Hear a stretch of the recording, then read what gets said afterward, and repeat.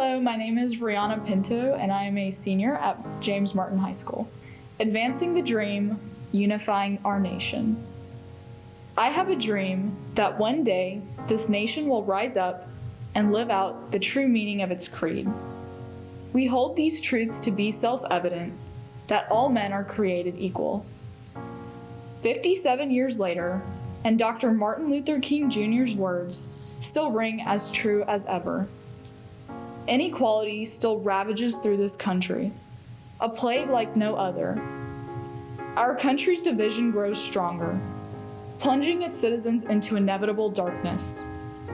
And what are we leaving for the future generations of our country? Nothing more than the shambles of an ununified nation. This is the path our country is taking, but it by no means has to become a reality.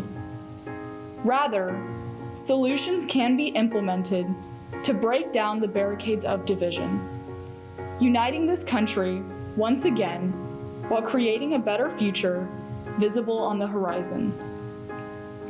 As I contemplate strategies focused on unifying our nation, I am reminded of an African proverb given to me by my grandfather from a newspaper clipping. It takes a whole village to raise one child. Surrounded by a nation divided through bitterly partisan politics, extremist views, and ravaging division, we sometimes forget that we all live in the same country, America. Essentially, our growing divide, fueled by passionate emotions of greed and hate, risks setting a poor example to the future generations of America. The country so luscious and vast that was once built with unity and freedom has lost some of its beauty and appeal. However, change is within our reach. It is not about the things we should do, but the things we must do to set a better example for the future of this country. Through the implementation of 3 simple yet effective strategies, the unification of our nation becomes a practical reality, so that together, connected as one, the whole nation, void of division, can raise each young American child. I come from an extremely fortunate, loving background, a blessing I am beyond grateful for. I have been lucky enough to grow up in a middle-class family that loves and supports me in everything I do. My parents and brother constantly show their care for me in a variety of ways.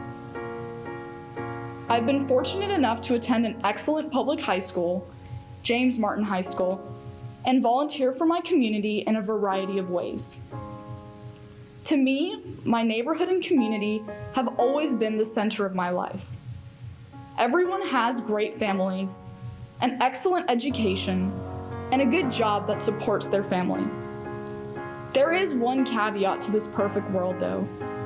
Not everyone is as fortunate as me or my neighbors, something I find is important to recognize. I think this is something I started to understand as I became older. Some people are not as fortunate as I am. Some parents struggle to pay their bills on time. Some students do not have access to technological necessities to complete schoolwork. Some families need free meals to feed themselves. All of these issues require a third party to intervene and solve these problems, hence the role of modern government. However, the government can be a nightmare as well. Some politicians only protect the corporations they represent. They focus more on holding onto their party's beliefs than discovering creative solutions to problems. Unfortunately, politicians aren't the answer either. Rather, I firmly believe it comes down to people like me. People who are willing to find beneficial solutions, rather than creating more problems, which is easier said than done. If I were to analyze our nation's problems with a magnifying glass, one strategy that I would like to propose in unifying our nation would be to improve the relationships of leaders at the top. A simple example will validate my point. If I'm in the middle of a disagreement with someone, my emotions undoubtedly play a role, hindering my ability to work well with the individual. and stunting my ability to arrive at a creative solution. It's no different for congressional politics. Many of today's political leaders strongly despise each other so much that it leads to political gridlock, in which change is restricted in every possible direction. This doesn't help anyone.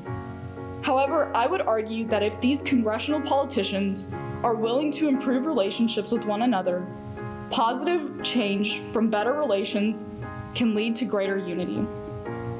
Not just at the top of government, but everywhere else as well. If we see unity amongst the top levels of our government, we too will want to be part of that unity. A second strategy that I would like to propose would be one focused on early childhood education. It's no secret that students who receive better education are offered higher paying jobs and live a better quality of life. However, I find our education system is skewed in a way that allows for higher income neighborhoods to receive a higher quality of education. This must change. I believe by developing a federal standard for education where the federal government, not the local or state governments, invests in early childhood education, children everywhere can receive an excellent quality of education with arguably similar, equal opportunities. Teachers can be paid more fairly, and all students will become more successful in the future. But why childhood education? I firmly believe that children are the easiest to teach academic habits to. I was trained at an early age to read and write, putting me ahead in my early classes. And so accordingly, I have become a much more successful student as I progress through school. Enforcing the federal government to directly invest in local early childhood education encourages the notion that if all children receive the same quality of early education during their crucial developmental years, every child has an equal potential and capability to become successful in their future. As children receive the same opportunities starting from a young age, and there is less of an issue resulting in the inequality that is caused by the large wealth disparity existent in present-day America. If all children receive the same educational benefits, they will be in a better position to do well in their future. If the opportunity for equality in education exists, every American child and parent would be able to take advantage of it, bringing about a more unified nation enhanced with equality. My final strategy for unifying the nation would be to encourage cooperation between organizations, corporations, and government at the local, state, and federal scale. It may seem as if these three groups are at odds with one another, and in a sense, they are. Organizations are focused on receiving donations to fund their operations. Corporations are focused on making money. The government is focused on providing services to its citizens. However, I believe that a healthy relationship between all three of these groups is essential for the unification of our country. As companies grow greedier, organizations grow needier, and the government influences the lives of more people. It becomes inevitable that these three groups form odds with one another.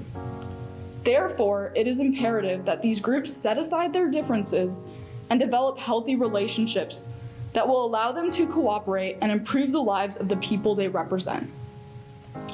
Interactive cooperation between the public, private, and nonprofit sectors can bring about creative solutions that not only improve the well-being of these divisions, but improve the lives of the people they represent. As companies understand the needs of organizations, they can donate money to help these organizations, while the organizations promote their corporate sponsors. Similarly, the government can understand the needs of its citizens through corporations and organizations and provide services that complement them, ultimately unifying all the groups collectively that they once represented individually. These three strategies, although unique, provide a segment of techniques and ideas for improving the lives of citizens and unifying the nation as a result. Change is never easy, but the culmination of these strategies can bring about a meaningful start that is one step closer to removing the separation that plagues our nation. With the cooperation from local government, federal government, state governments, nonprofit organizations, corporations, educational institutions, and politicians, our nation and its citizens can set aside our differences and approach solutions in a meaningful and creative way. At the end of the day, it's not about the differences that have made our country so great, but the improvements and ingenuity that has built our country when we work together to defend against threats and improve the lives of all citizens collectively who live in this great nation. In closing, I would like to reflect on the African proverb that helped me develop these creative solutions. I feel their statement, though completely true, may be modified to encompass the importance of unification. It does not take a whole village to raise a child, but rather the cooperative and creative efforts of a unified nation to raise each and every child.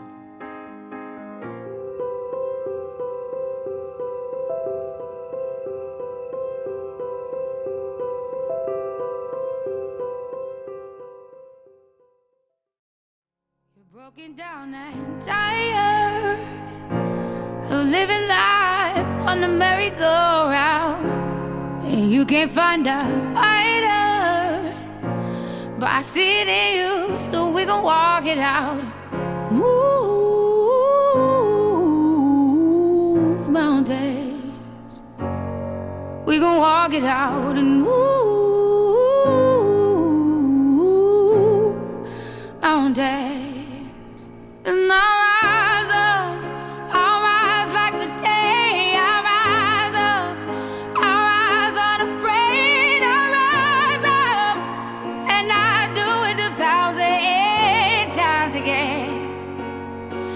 And I'll rise up, I like the waves. I'll rise up, in spite of the ache. I'll rise up, and I'll do it 1,000 times again.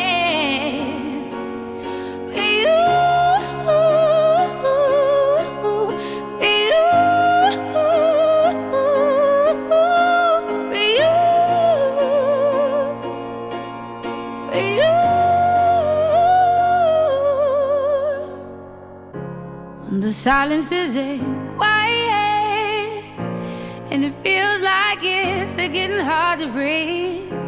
And I know you feel like dying, but I promise we'll take the world to its feet. Move mountains, bring it to its feet. Move mountains. And I'll rise up, I'll rise like the day. I'll rise up, I'll rise unafraid. I'll rise up, and I'll do it 1,000 times again.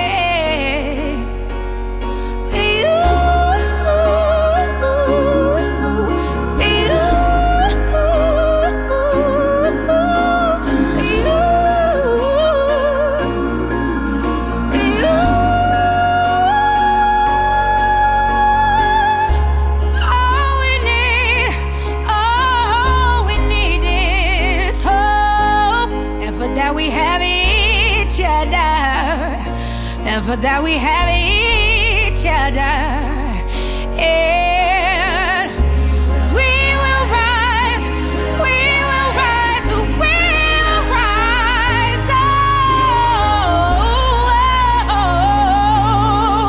we'll rise.